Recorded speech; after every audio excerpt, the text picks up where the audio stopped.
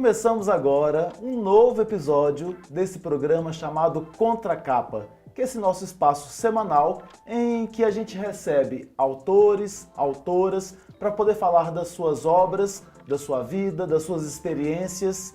E hoje a gente traz aqui a Júlia Moisés, que vai nos contar um pouco sobre as suas obras, mas a obra mais recente lançada agora em 2024. Então, queria dar as boas-vindas a esse espaço, a esse estúdio, que é o nosso espaço. Júlia, seja bem-vinda, use esse espaço como se ele fosse seu. Muito obrigada, uma honra estar aqui, gente, tio Flávio, agradeço. A honra, vocês vão ver que é nossa, né? Porque a Júlia é uma pesquisadora, ela é uma pessoa que vive aquilo que ela escreve, então é muito bom que a gente possa ouvir da experiência dela. Mas antes disso, eu tenho que dar aqueles recadinhos iniciais, que são justamente falar por onde vocês podem nos acompanhar. Então vamos lá? Nos acompanhem no jornal, no portal do jornal Hoje em Dia e também na TV Promove, que é o canal 12 da Claro TV. Também vocês podem nos ouvir na rádio web Hoje em Dia e nas rádios Alvorada FM e Difusora AM de Salinas, na Gorutubana de Janaúba, na Rádio Cidade FM de Corinto e também na Rádio Eldorado de Sete Lagoas. Sempre no portal do jornal Hoje em Dia e também no YouTube e na TV Promove, a gente está às quintas-feiras, às 19 horas, toda semana. Então nos acompanhe para a gente poder trocar essa ideia. E pode deixar também recados lá para a gente poder ler e interagir. Bom, eu vou pegar aqui o currículo da Júlia e vou parando um pouco no currículo para a gente poder falar explorar um pouco mais sobre as obras dela. Então, Júlia Moisés é idealizadora e editora dos livros Percursos do Sagrado, Irmandades do Rosário de Belo Horizonte e Entorno, que é de 2012, e também Mulheres Reinadeiras, Rainhas, Capitãs e Cozinheiras das Irmandades do Rosário de Belo Horizonte, que foi lançado em 2023. E é coeditora da publicação cultural Revista Marimbondo. Aqui já tem coisa demais para a gente falar, então nós vamos já passar para a Júlia para ela poder falar para a gente um pouco sobre essa questão dos percursos do sagrado. O que é esse percurso do sagrado? O que é esse livro? O que esse livro nos traz? Belo Horizonte, em sua margem, nas periferias, tem muitas irmandades de congado, que são as Irmandades do Rosário, né? Grupos culturais e religiosos que fazem seu louvor aí a Nossa Senhora do Rosário, a São Benedito, aos Santos Negros. E esse primeiro livro, Percursos do Sagrado, é um mapeamento dessas irmandades e um dicionário, um breviário, que a gente entrevistou os capitães, as cozinheiras e trouxe o vocabulário mesmo desse universo. Agora me fala uma coisa, uma curiosidade que você vai falando, eu não sei muito sobre isso, quer dizer, eu não sei nada, então eu vou tirar as curiosidades rasas aqui, tá? Sim. Quando a gente fala desse congado, é uma tradição mineira ou é uma tradição africana, né? É uma tradição que surge no Brasil a partir das pessoas que foram escravizadas, né? Sei. Elas, principalmente onde tem uma escravização banto, dos povos bantos, né? Mas em Minas Gerais tem manifestações em outros lugares, mas em Minas Gerais foi onde o congado se firmou como uma das principais manifestações da cultura afro-mineira. Ah, que legal. Então, assim, a gente tem presença do congado em outros lugares do Brasil também. Tem. Né? A sua pesquisa não englobou esses lugares, não. Não. Você focou em Minas Gerais. E o que é o congado para as pessoas, para as pessoas negras? Um dia eu lembro que eu estava conversando com uma amiga pesquisadora, ela é Kênia. Kênia foi professora de faculdade. E ela me falava sobre a comunidade dos Arturos. Sim. E aí falava sobre a tradição que se passa de família em família, só que essa tradição, e se te faço falando besteira, você me corrige também, pode sofrer uma ameaça em função das mudanças que a gente sofre, os filhos que nascem podem não querer, né, estar naquela cultura, podem querer sair daquele espaço. O congado também sofre com essas mudanças culturais, com essas mudanças tecnológicas. A gente pode perder o congado? Eu acho que não. Acho que o congado ele está em efervescência, porque também às vezes, o espaço de lazer, o espaço da festa, das juventudes congadeiras. Então, todo dia surge uma irmandade, uma guarda de congado, por assim dizer. Mas os reinados, ou seja, os espaços que têm a tradição bem do fundamento, que aí a gente pode citar os Arturos, também os Ciriacos em Contagem, a Irmandade do Jatobá, esses sim estão... Ameaçados mesmo?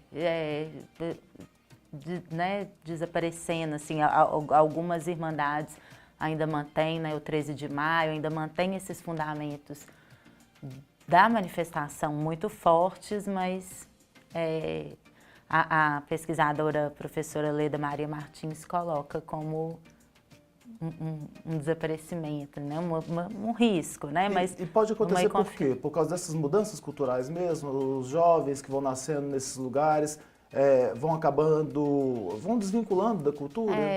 E também eu acho que falta de políticas públicas, de incentivo, ou às vezes a política é intermitente, né? Às vezes tem, às vezes não tem, porque tem um custo fazer a festa, manter o ciclo do Rosário, porque os grupos se visitam entre si, Olha, né? Que legal, uma tradição linda, né?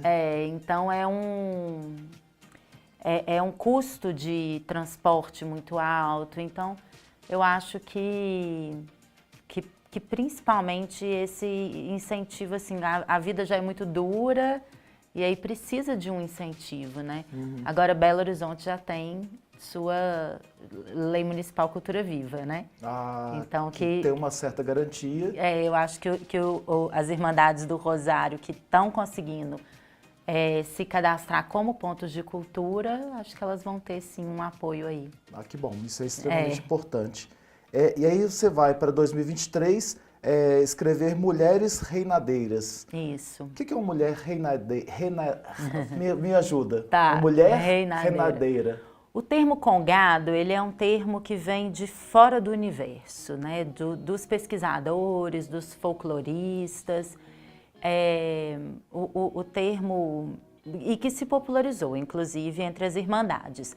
Mas o termo original é reinado, são os reinos negros, porque existe coroação dos reis negros, né? O rei Congo, a rainha Conga, outros reis e rainhas, né? Então, essa manifestação, o nome original é reinado, né? Então, é como se fosse um sinônimo, assim. Sei. Mas, então, as mulheres reinadeiras são as mestras desse universo, né? Capitãs, ou seja, quem cuida do ritual, da ritualística, rainhas, cozinheiras, porque a comida é uma coisa muito importante da manifestação, né? Eu estava vendo um podcast de uma pessoa falando sobre a tradição africana e que ela, na religião dela, ela foi escolhida por uma entidade para que ela pudesse ser a cozinheira. E aí ela fala da importância, que não é só fazer a comida, mas a importância que tem a comida para essas entidades, né? E cada entidade demanda uma comida diferente. E ela vai falando, construindo a importância do alimento e a importância simbólica, inclusive. E aí você fala que aqui tem também, dentro das Irmandades, essa constituição. E fala de mulheres, como que as mulheres são importantes nesse processo aqui, né? Você estudou as mulheres para poder fazer esse livro de 2023. Isso. E aí você você tem como coedição a publicação cultural, que é a revista Marimbondo. O que é essa revista Marimbondo? A Marimbondo é uma revista que fala de arte e cultura, mas não necessariamente de agenda cultural. Ela é uma revista que a gente já teve aí 5 edições dela. E ela é temática, começou com uma edição sobre a rua. Em 2010, a gente vai fazendo... 2010. Em 2010. Mas a rua o quê? O que da rua? A gente estava vivendo um momento assim de efervescência, com o ressurgimento do carnaval, Praia da Estação, algumas manifestações assim de duelo de MCs. Então a gente a gente trouxe esse tema da rua, assim, como ocupar o espaço público, né, por meio da cultura. Também já teve uma edição Lagoinha, uma edição com gado, em que eu conto a história da Irmandade Os Carolinos, que é uma irmandade centenária aqui de Belo Horizonte. E é isso, é uma revista muito bonita também. Eu não estava com nenhum exemplar para trazer. Mas ela é digital também? Ela tem também em formato digital, revistaMarimbondo.com.br. Ah, que ótimo. E ela ganhou 2 prêmios internacionais de design muito importantes, que foi o IF Design e o Red Dot. Só falta pra gente Cannes. Red Dot é alemão? É. Olha que legal, isso. gente. Ela ganhou o design a criação gráfica da Mariana Misk, que é quem faz as capas dos livros. Eu já até elogiei as capas, que são lindas mesmo. Então, Mariana, você tá de parabéns. As capas, elas comunicam muito. Então, lógico que eu fiz uma leitura rápida, que cada capa, como é a arte, tem interpretação livre, né? Mas as capas, vocês verão, é muito linda, são muito lindas mesmo. E aí a gente então tem a revista Marimbondo, que a gente vai acessar no site para poder descobrir um pouco mais sobre os temas que são tratados. Isso. E aí a gente chega em 2024. Isso. Num livro que foi escrito durante a pandemia. Começou durante a pandemia. Você acabou ele quando a pandemia já tinha se encerrado, né? Eu escrevi ao longo de 4 anos. E aí esse livro foi pela Casa Edições, que é o primeiro livro de ficção. Então você é uma pesquisadora, você pesquisa muito, você vai atrás das referências. É difícil passar porque às vezes a gente fala com alguns convidados sobre a pesquisa acadêmica. E a gente sai da pesquisa acadêmica, vai para o romance. É difícil sair dessa pesquisa que você faz, dos congados e outras coisas mais, referências, né, africanas, para poder chegar numa ficção? Ou você complementou? O que é? Escrever, para mim, faz parte de quem eu sou, assim. Eu costumo dizer que eu escrevo antes de saber escrever. Eu ditava para minha avó o que eu queria ver escrito. Então, escrever não foi difícil, o difícil foi publicar. Ter a coragem de publicar, sabe? Então, é o meu primeiro livro de ficção publicado, mas eu tenho muitas coisas escritas e jamais publicadas. Você não coloca nem num site, num blog, alguma coisa nesse sentido? Já tive algumas experiências de blog, agora boto alguns textos no Instagram, mas eu sou tímida porque tem tantos escritores maravilhosos, sabe? Mas muita gente que chega aqui e que já concorreu a Jabuti e coisas assim, as pessoas falam do desnudar-se, né? É você se mostrar nua e crua para as pessoas olharem e falarem o que acharem. E às vezes os pensamentos das pessoas não são pensamentos gentis, né? Então vem as críticas e as pessoas falam, poxa, mas é uma pessoa pública que aguente as críticas. Sim. Mas nem sempre a gente aguenta também. Né? Nossa, foi tão louco esse processo que primeiro eu mandei para a imprensa o livro sem nenhum contato, sem release, sem um telefone, sem um nada que alguém pudesse me localizar.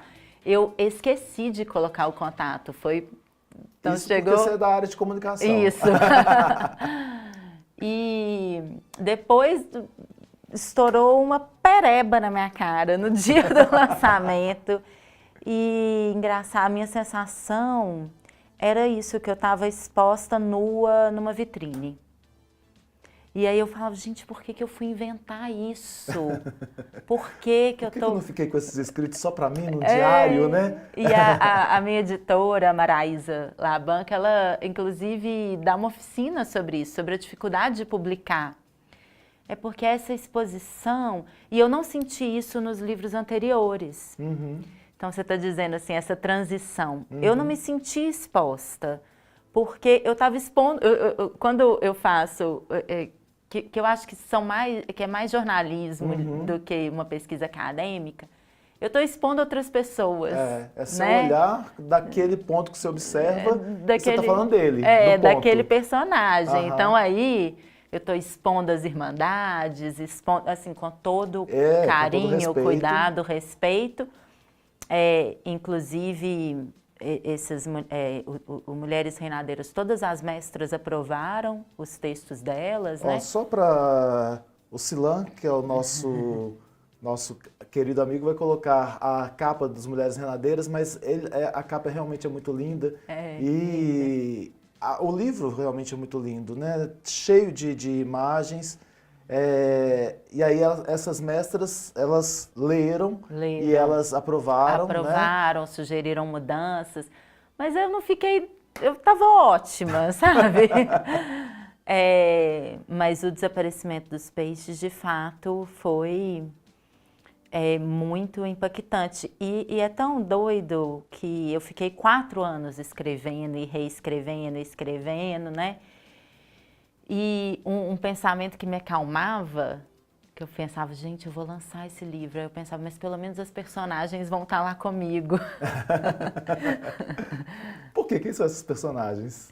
Então, tem o Domingos, que é... Porque são fictícios mesmo, São né? fictícios. Mas você conheceu essas pessoas, assim, pessoas parecidas para poder criar esses personagens?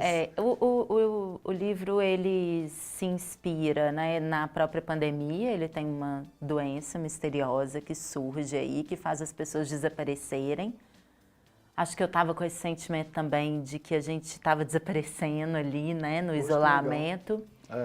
E aí eu me vi também trancada num apartamento com uma criança de 1 ano e meio. E aí eu liberei as paredes para ele desenhar, e enquanto ele desenhava eu escrevia nas paredes. Então o livro surge, o primeiro suporte dessa escrita foram as paredes. E aí... Você colocou esses registros no Instagram? Não coloquei, não, acredita? Das suas paredes, porque as paredes não existem mais Não, da forma que ficaram, né? Não, e sabe aquela loucura de março de 2020? Eu tava a maneira ali... que você teve de colocar para fora Eu aquilo que tava sentindo, nunca né? imaginei que viraria alguma coisa, era mais... A escrita é o meu lugar de sobrevivência. Nossa, mesmo, mas deve ter de ficado... cura. É filho? É filho. É, seu filho desenhando, você escrevendo, deve ter ficado uma exposição, né? E era a casa inteira. Inteira, todas as paredes liberadas. E aí, na sequência, eu me mudo para o interior de Ouro Preto, né? Hoje eu moro na Chapada, que morar na Chapada mudou bastante esses escritos iniciais. A Chapada é o quê? A Chapada é uma vila de 60 habitantes, na zona rural de Ouro Preto. E aí eu encontro, tanto com esse cenário, quanto com os meus vizinhos, e as tradições ali foram muito importantes para o livro. E aí, o que é o desaparecimento dos peixes? Os Uma... peixes desaparecem? Existem Desaparecem, os peixes? existem. Porque as pessoas desaparecem também, com uma doença misteriosa. Uma pequena comunidade de um lugar que um dia se chamou Minas Gerais, porque a gente está num futuro em que o governo totalitário toma conta desse lugar que um dia se chamou Brasil, um governo totalitário e teocrático. Aí nessa pequena comunidade, Monte Esperança, os peixes desaparecem misteriosamente e, na sequência, uma doença também misteriosa faz com que as pessoas desapareçam, dissolvam. E essa é uma comunidade, uma antiga comunidade congadeira. Então, como que as pessoas vão dar conta desse contexto sem ter direito ao seu sagrado de forma oficial? Esse é um pouco o enredo do livro, que se passa em tempos distintos, né? Então a escrita vai e volta numa ideia de tempo circular também. Então a gente vai ter essa ideia de futuro, e aí você usa os termos, você usa Minas Gerais mesmo, Brasil, usa como lugares do passado. Minas Gerais agora se chama Estado 31 e o Brasil chama Pátria. Ah, entendi. E me fala uma coisa, a gente estava conversando aqui antes que você falou sobre o Nego Bispo. O que tem o Nego Bispo a ver com essas suas escritas? Até com o desaparecimento dos peixes? Então, acho que é impossível ter conhecido o Nego Bispo e não se tocar profundamente por todo o conhecimento dele e por o quanto que o pensamento dele é disruptivo, né? Tá, vou te interromper, desculpa. Tá. Quem que é o Nego Bispo? O Nego Bispo, Antônio Bispo dos Santos, né? Ele faleceu em novembro de 23. Acho que foi dezembro? Foi dezembro? Foi 2023. Eu até falei com você que eu consultei, porque tá tão recente, né? Parece que foi ontem a notícia do falecimento dele. Isso. Um mestre quilombola, um pensador que trouxe, né, esse termo da contracolonização para o pensamento, né? E aí ele é muito celebrado pela academia, mas não era um acadêmico, era um mestre quilombola mesmo, um roceiro, como ele gostava de dizer. E eu tive a grande honra de me tornar amiga dele, né? Então, eu me emociono assim, né? Porque... Eu também arrepio, porque ele é tido como nós brasileiros, talvez a gente não tenha essa reverência ao Nego Bispo, mas ele é tido como um dos intelectuais mais valorizados por aí, né? Ailton Krenak, que é muito, né, valorizado, aceito, respeitado mundo afora, e o Nego Bispo também. Então, eu lembro da morte dele justamente porque eu tinha acabado de ler o livro dele, A Terra Dá, A Terra Pede, se não me engano. E eu achei tão gostoso, porque assim, me trouxe tantas memórias de coisas até que eu não vivi, mas eu gostaria de ter vivido. Então, na minha infância, eu fantasiei aquilo. Aí vem ele com essa potência de escrita, um lavrador, né, roceiro, como ele gostava de ser chamado, que traz uma potência literária muito grande. Mas além da potência literária, a fala dele era potente, né? Sim. Então ele sensibilizava as pessoas pela fala. Aí você teve o prazer de ter contato com ele, né? E aí você traz, lógico, essa referência para a sua vida. E é traduzida na literatura. Como é que o Nego Bispo, então, entra nessas suas obras? O pensamento do bispo, tanto do tempo circular, quanto da relação orgânica que ele defendia com a natureza, com o território, é muito presente nessa obra. E tem umas passagens mais explícitas também da influência dele, né? O bispo dizia que sociedade é essa em que colocam os avós no asilo e as crianças na creche. Claro que a gente precisa de espaços de cuidado, ele não estava questionando isso, o que ele estava dizendo se a gente separa avós de criança, como que a transmissão do conhecimento se dá. Nossa, fantástico, né? Isso. E aí tem um episódio, vou dar um spoiler, do livro em que os avós são separados das crianças por uma determinação do Estado. Justamente para que não se tenha transmissão dos conhecimentos, o rompimento da tradição. E, então isso é muito explícito do pensamento dele. E não só o bispo em si, porque quando eu conheci o bispo em 2017, eu fiquei tão apaixonada por ele que eu fui para o Piauí. Que ele é de lá, né? Que eu fui para o Piauí atrás do bispo.